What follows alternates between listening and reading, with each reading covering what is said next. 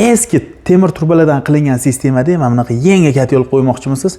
Men sizga juda yaxshi yechim topib qo'ydim. BR tashkilotida ishlab chiqarilgan mana shunaqa filtrlar bilan qo'ying обязательно.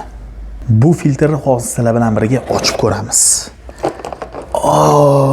Og'irligini qaranglar. Bu yerda strelka bo'ylab qo'yasizlar. Mana bu yerdan suv keladi, bu yerdan chiqadi. Endi buni tagida slifi ham bor ekan. Slifga qo'yilgan kran, keyin yana tepasida bu yerda davleniya ko'rsatadigan datchik. Keyin yonida yana amerikankasi, o'sha qotiriladigan bu yog'iga через adapter olib ketasizlarmi? Hoppa. Mana qotgandan keyin buni devorga qotirib qo'yish uchun klipsasi ham bor ekan.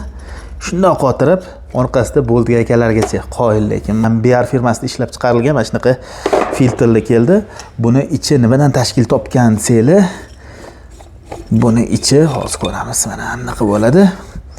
Bu ichi pustoy. Mana shu filtrdan suv o'tadi. Yig'ilgan zang, loyqali mana mana shu yig'ilib qoladi. Buni shundoq ochasizlar, tozalab yana joyiga qo'yib qo'ysanglar, bu sizlarga ancha ishlab beradi. Filtrni ko'rasizlar, suv kirish qismi bu yoqda, keyin через filtr orqali suv yo'nalishi bilan ketyapti. Agar sizlarga ham shunaqa sifatli filtrlar kerak bo'ladigan bo'lsa, albatta Sentuzga murojaat qiling.